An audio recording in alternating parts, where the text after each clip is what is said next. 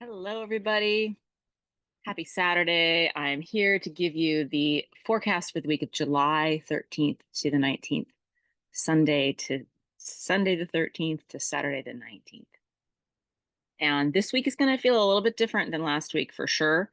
Um, there's less going on, but that doesn't mean that it's not super potent stuff. So there is something that happens on that Sunday, but I'll get to it in a moment because it's not really a major aspect. What the first major aspect we have this week occurs on Tuesday, the 15th, and that is when Venus in the sign of Gemini is semi-square Chiron in Aries. And this is going to swing the door open to a question, a deeply personal question. How well are we doing with the idea of justice and harmony for all? What does that mean to us individually? Chiron and Aries is going to help us get some realizations, some downloads about maybe simultaneously personal limiting beliefs, but also about personal capacities.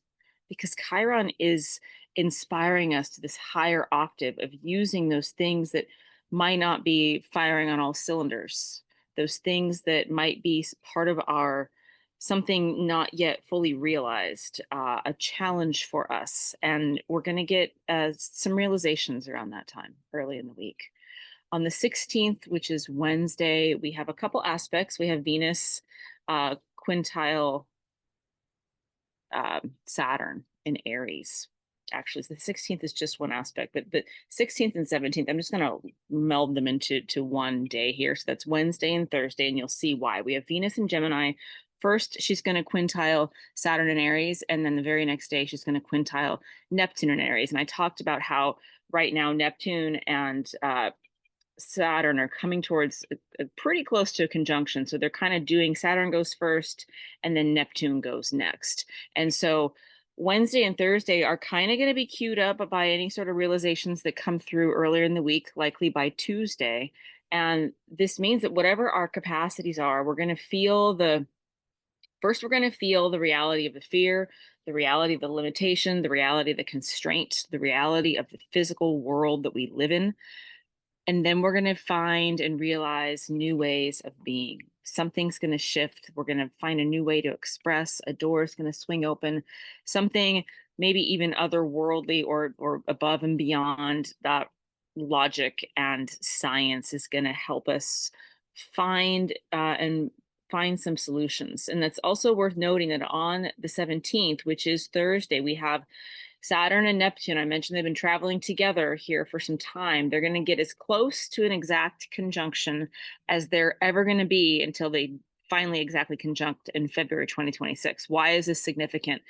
It's significant for a couple reasons. And first, let's note that this conjunction, which is not quite perfect but pretty darn close, is going to give us a window into the energies of February 2026, what we're working with. So notice what some themes might be and see if there's any downloads that you get that you really can see that find the motivation to work on something or to be motivated to make a shift or to speak your truth or to open your heart, or that can look a lot of different ways. But so they're really close on Thursday, and then they're already kind of starting retrograde. But when they go through retrograde, they're going to get further and further apart until they both turn direct, and then again exactly conjoin in February 2026. It's worth noting that on the 13th, which was Sunday, as I mentioned, we had Saturn going retrograde. Neptune already started going retrograde on the 4th of July, and Pluto's been going retrograde since Cinco de Mayo, since the 5th of May. Why is this significant for us right now? Well, the outer planets are all changing signs, but they do that dance, the retrograde dance.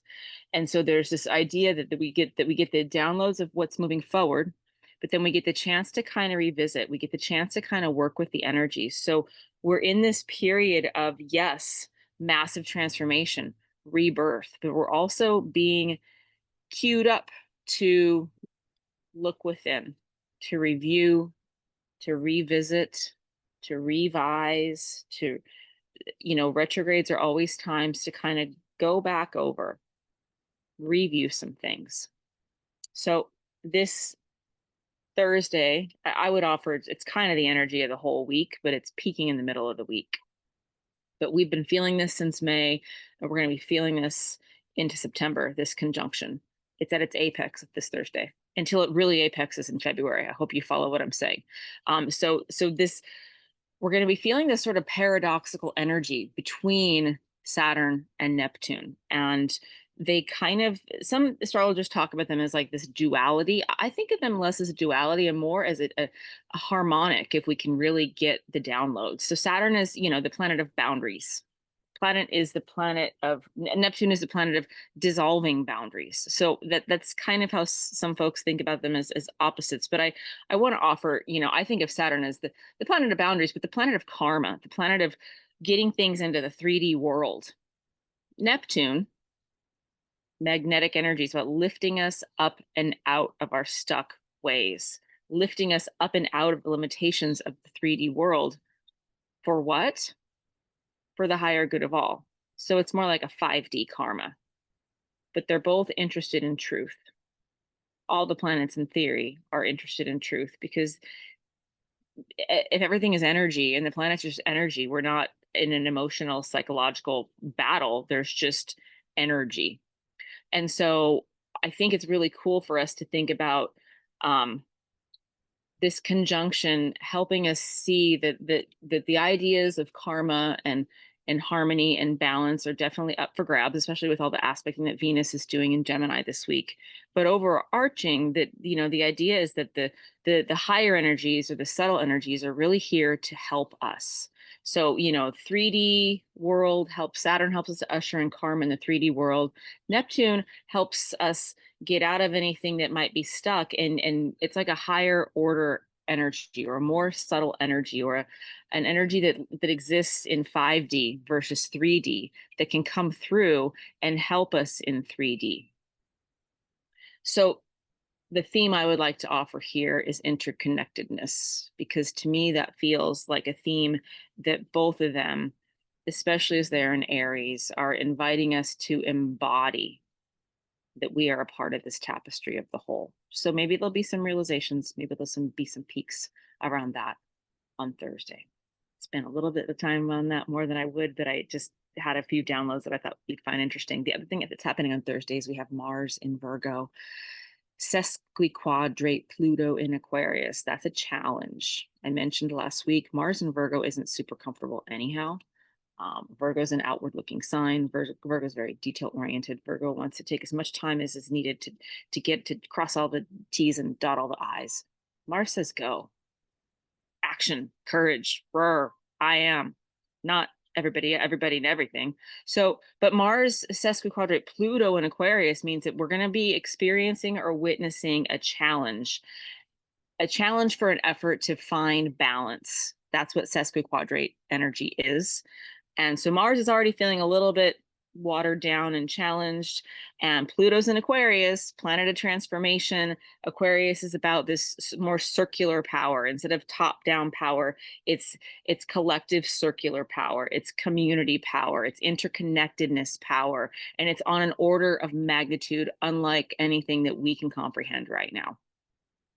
So maybe there's some Mars adjustments that we're going to be witnessing around that time on Thursday, which is interesting that we also have Saturn and Neptune in that exact conjunction. So this is why there's not a lot going on this week, but like I was saying, what is going on is pretty nifty. So let's get to Friday and Saturday, and then we'll close up shop. So on Friday we have Mercury in Leo sextile Venus in the sign of Gemini. And so this is really about speaking your truth, but speaking your truth from your heart.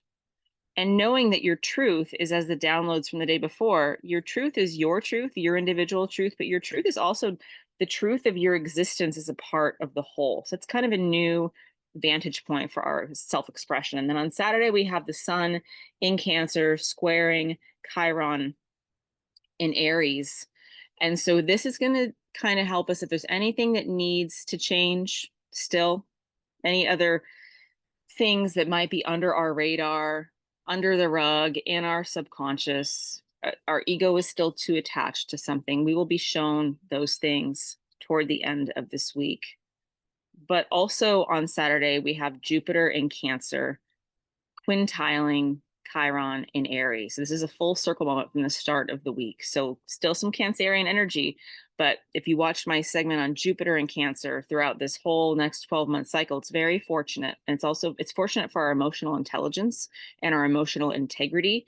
Chiron in Aries is going to support us in those new creative ways of expressing um, ourselves. So if the question at the top of the week is how are we doing with embodying justice, embodying harmony, embodying the bigger picture of what that means for ourselves and for the collective simultaneously, we're not giving up individuality and sovereignty as we talk about the collective consciousness. We're claiming and remembering by the end of the week that this I am energy is very important. It's important for us to maintain our sense of who we are. Chiron's active at the top of the week and at the end of the week in the same sort of energetic to really help us remember who we are, remember why we're here, remember that our unique contribution to this collective can only be brought by us, but also its contribution to the collective.